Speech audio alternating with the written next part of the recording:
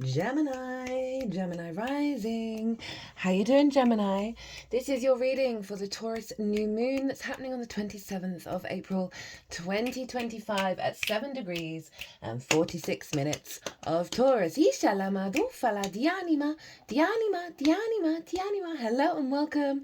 My name's Chloe. I work with card divination, astrology, and as you just heard, and as you can see, I channel multi-dimensional energies through my body, both in the form of physical and vocal light language. All of this brings in healing, attunement, and activation codes to the messages that are going to come through for you today.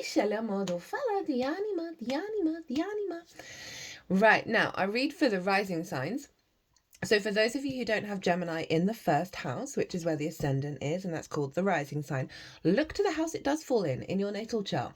Look to the themes of that house, and you want to apply those themes along with all the other meaning you've got going on in the sign of Gemini to the messages that come through in this reading, because it will be as if that Gemini energy, wherever it falls in your natal chart, has now energetically moved to the first house. So the astrology for the rising sign will always still link in. You've just got to add on your own natal chart meaning on top of it. For example, I have Gemini in the 11th. I'll apply the themes of the 11th, and I've also got Chiron and the asteroid Pallas Athena right there. So I'd bring all that into what comes through in this reading. As always, take what resonates and leave what doesn't. So my lovely Geminis, hi, how you doing? Right, you've not got long with Jupiter in your sign. That's on the 9th of June, I believe, that it then moves into the sign of Cancer. Big embodiment, big wisdom growth that you're going through at the moment. So where is this happening for you? Actually, before I say where this is happening for you, Gemini risings, there is a collective reading. In that collective reading, I tap into the most integrated and expansive intention of the moon. I talk about the astrology of the moon in way more detail, of the exact moment of how all the celestial bodies are talking to each other, which forms a harmonic blueprint, a download, a vibration, a frequency, or however you want to phrase it, that then gets imprinted into our vessel that unfolds over the next 6 months. Pulled collective tarot cards, channeled messages came through. So if you want a deeper understanding of this moon, pause this video. And this is quite a big moon for you Gemini risings because it's happening in your 12th house. Pause this video, go watch that, and then come back to see how it affects the Gemini area of your chart. Now, in terms, I'm going to be talking about the astrology, and as I do, we're going to be shuffling this deck, and I'm going to be prioritizing getting information on one of the core channeled messages that came through in the collective reading, which this moon is activating a very powerful blueprint, right, in our physical vessel. Taurus is the first earth sign. And that is part of this unfolding that we're all going through, and this elevation of our consciousness and the integration of that in the 3D realm, right? So we're going to get, as I'm talking about the astrology, we're going to get one card from here that is going to let you know what the blueprint is, right? That is coming through, that you are then going to be working with over the next 6 months. And then we're going to get a card on how to work with it, how to amplify that energy, because the blueprint's coming. It's there's no avoiding it, but whether we work with that or not is up to us. Okay, so we're going to get a card on what to channel, what to embody, to help facilitate this blueprint, as well as the card at the bottom of the deck. And then we're working with 2 oracle decks at the moment in this transit. So we're going to get a couple of cards at the end of the reading from those oracle decks. So where is this happening for you, Gemini rising? Well, I've already slightly mentioned it. It's happening in your 12th house, your hidden house, your house of mysteries. This is a very significant house, but it can be really difficult because it's the unconscious realms, and in the unconscious realms are trauma responses, limiting beliefs, and distorted love languages, amongst other things. And this house is associated with anxiety, depression, loss, grief, all of that good stuff. And funnily enough, I had a Gemini rising stay over, a very near and dear friend to my heart. And she woke up the next morning when the sun had moved into Taurus, just feeling really depressed. And luckily I was on hand to go, hey babe, this is just helping you see what's underneath the surface in order for you to do the work, right? So transits in the 12th can be heavy. I've got it in the sign of Cancer, so every Cancer season I often eat my feelings. But it's this awareness of what's going on behind the scenes coming to light, and that's the sun moving in there. And you got a new moon here, right, which is a real elevation of your understanding of that difficult energy. But there's underneath all of this, underneath all that difficultness, right, the struggles that we all go through, the conditioning, the I think is that the only word I want to say, the programming, right, in the unconscious. Underneath all of that is the magic of your soul, lol. And that's the cosmic joke from the cosmic universe that place basically your power up, your true self, right, that isn't conditioned, underneath all the conditioning. And that's why you see in so many spiritual practices, why you see in book religions that so often the way through is in, right, to do that work. Interestingly, we just got the Three of Swords. I don't feel like it's one of your main cards, but it flipped out in the upright, and then as I went to get it, it then flipped in the reverse. So that's with the Page of Cups right here. So that's really highlighting, you know, transits in the 12th. They bring up those wounds. They bring up that difficult energy in order for it to be flipped and reversed, because we again have so much power while we're working with the 12th house to really transform and rebirth ourselves, right? So the next new moon is going to be in your sign, Gemini. So these 2 moons every year are a big rebirth for you. So magic of your soul underneath all of that stuff. You know, Mercury's going to move in there. Venus will move in there. So there's going to be a real rejigging, a recalibration of your 12th house, of your magic, right? And Taurus is the physical vessel. It's the first earth sign. It's the senses, the body, the vessel. It's feeling good in the 3D world, feeling grounded, safe, secure, fixed, stable. And that is inherently within you, but it can feel really out of reach because it's in the 12th house and yet deeply personal. So you've got a big new moon happening here. It's a big new moon for everybody. Interesting.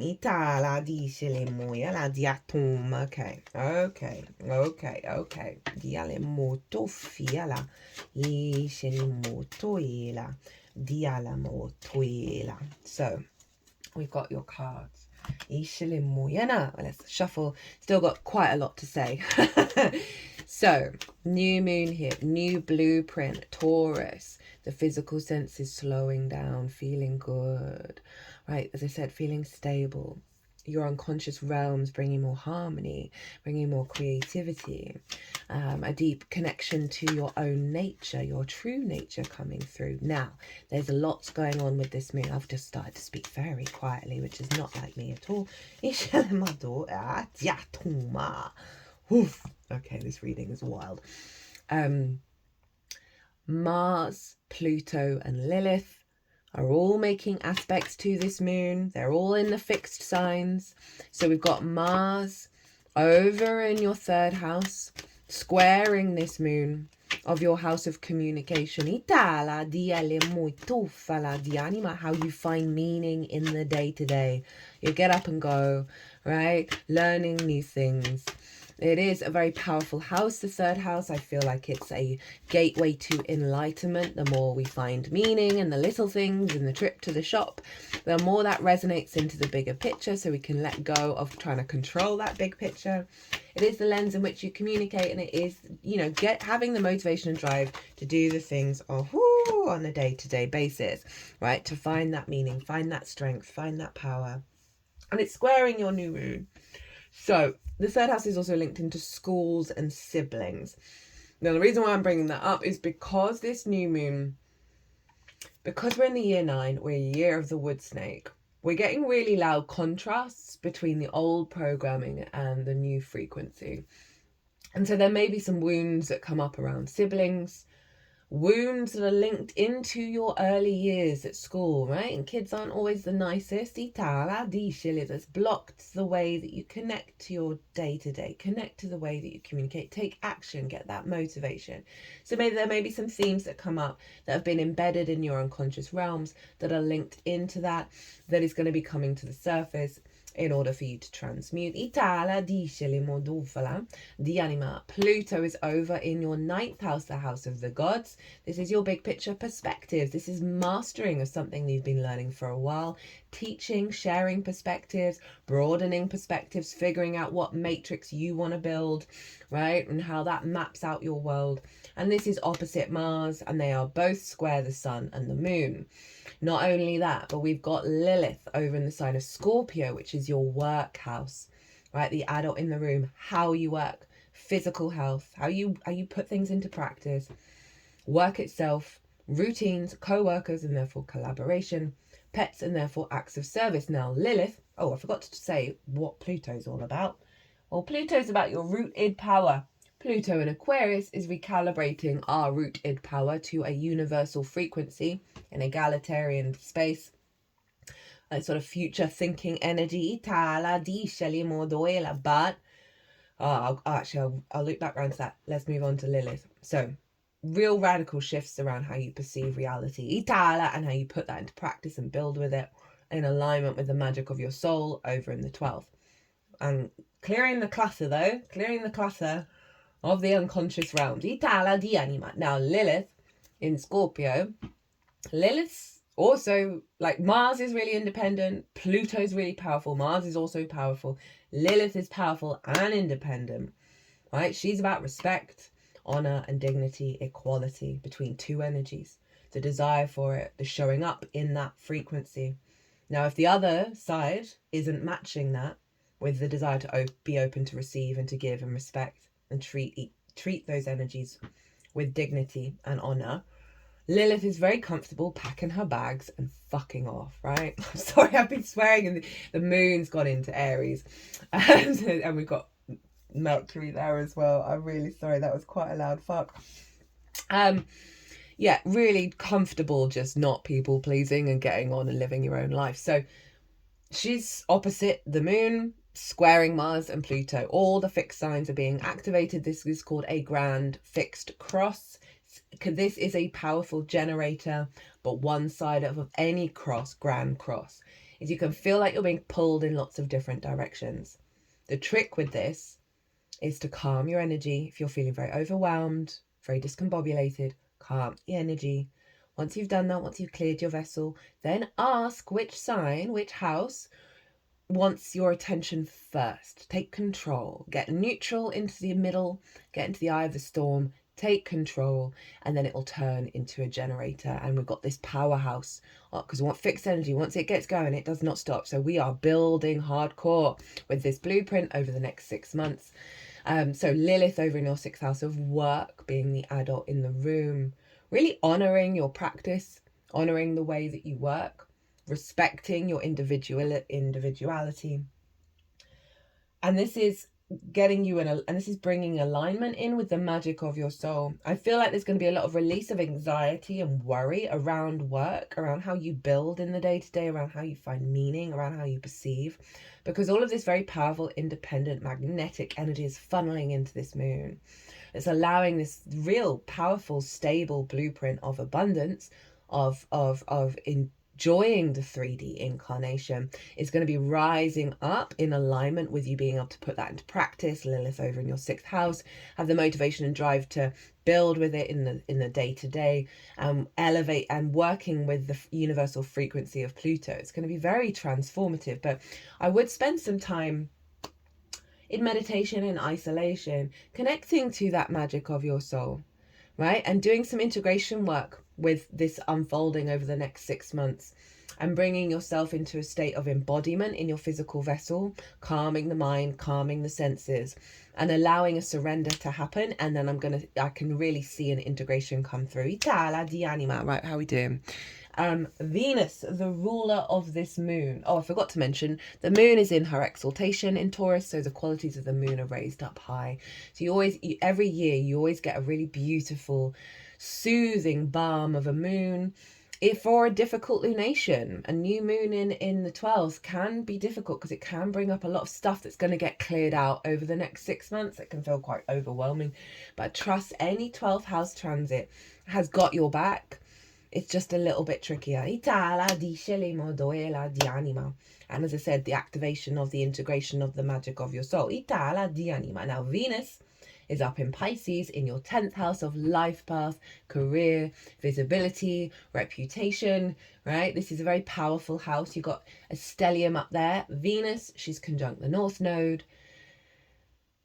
Saturn and the asteroid Ceres that represents the grain, the growing of the grain, the harvest, the earth mother energy. Saturn, integrity, commitment, responsibility. North Node there, pushing into new territory when it comes to your life path, when it comes to your career, when it comes to how you interact with visibility. Venus is in her exaltation.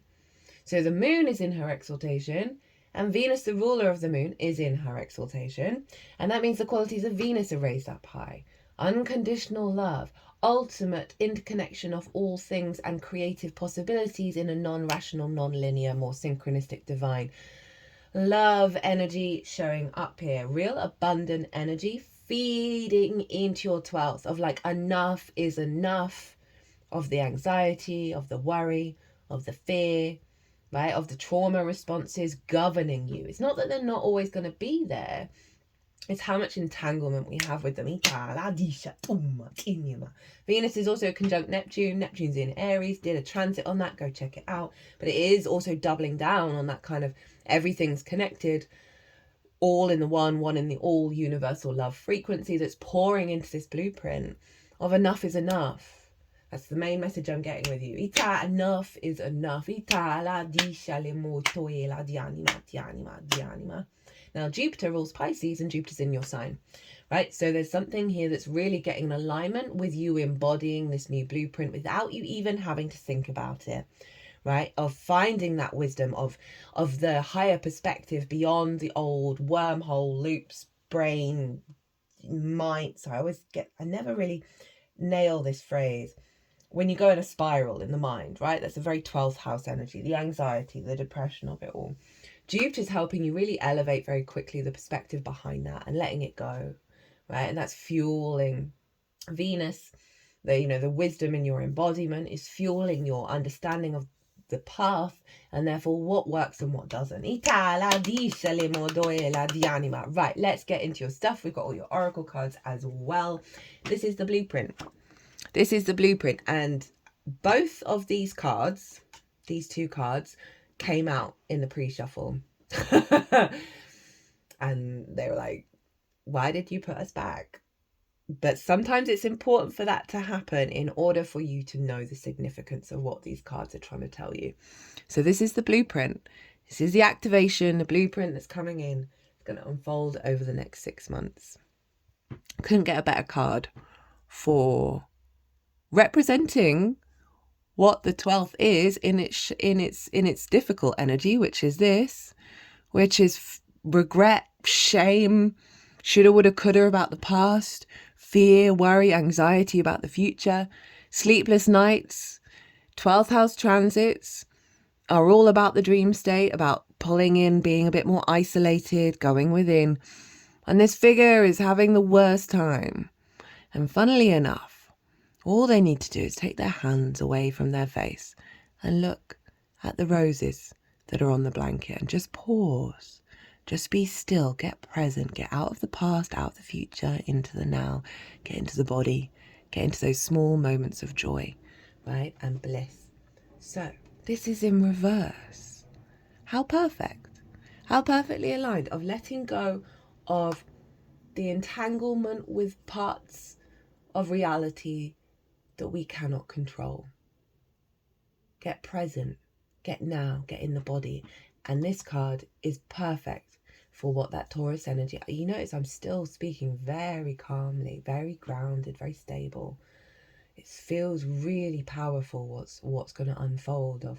I'm not whirring around. My brain isn't going like so often. Usually I've got 5 million different things wanting to come through in my head. I've got 5 million different things I want to talk about. and there's a freneticism. And I should be frenetic because the moon and Mercury are in Aries right now.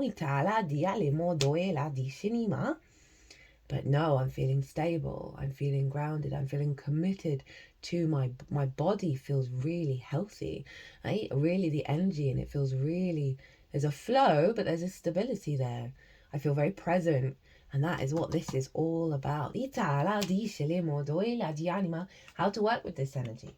How to amplify this blueprint. Seven of Swords. I love the Seven of Swords. It's the colour of the sun. You know, I understand why I interpret this card very differently. I very rarely get the traditional interpretation. But this card is always deemed a negative card. Look at the contrast of the colours. Darkness, sun, right? Yeah, all that sunshine. So this card is stealing away the Five of Swords. The Five of Swords for me is the most difficult card in tarot. It represents the bully and victim cycle, whether that's external or internal, the bully in the mind, the victim in the mind, and the constant feedback loop between the two. Predominantly bullies were always victims. And this figure is stealing it away. This figure is going, hey, get in balance. This is the Two of Swords, which is the moon in Libra. This is the moon in Aquarius. Get in balance, go in, and you will uncover the truth of self, which is equilibrium, balance, harmony, not conflict. Not conflict. This figure is stealing that away. So this is all about thinking differently.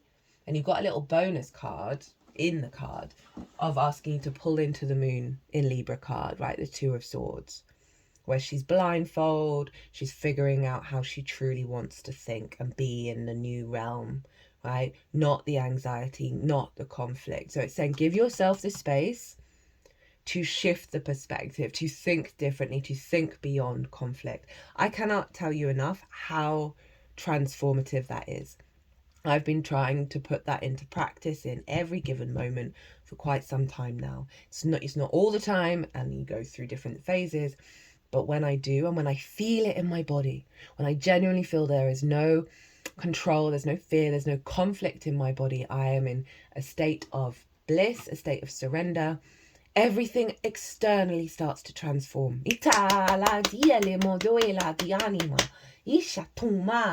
Right. What's at the bottom of the deck? So this is the root energy of what's going on here. And what do we have? The Three of Pentacles. Oh, I like getting some pentacles come in with the Taurus. So this card is about mastery of self, leading to collaboration to build something beautiful and long lasting. Right? So there's a real sense of through this inner work of you do you figure out who you truly are and you embody that. And not be in a fear of people pleasing or worrying about situations, that Nine of Swords. Stand firm. You're going to be standing firm in your sense of self, right? Because this is the root of this, of the blueprint. That's then going to draw towards you situations, scenarios, other aspects of self where you can collaborate with respect, honor, and dignity. Lilith energy of collaborating, working, understanding your true nature of how you work, building with that to create something beautiful and lasting. I can see this as your soul team and other aspects of yourself, your soul in the unconscious realms, all coming together to work and build in the 3D realm. Very powerful energy, my loves. Right, where have I put the books? There they are. Let's see what oracle cards you've got. You have from the Astro Ascension deck, we've got the Violet Flame. Transmute that damn energy, lol, with that Nine of Swords. Right, let's get it out from, let's see what it's got to say.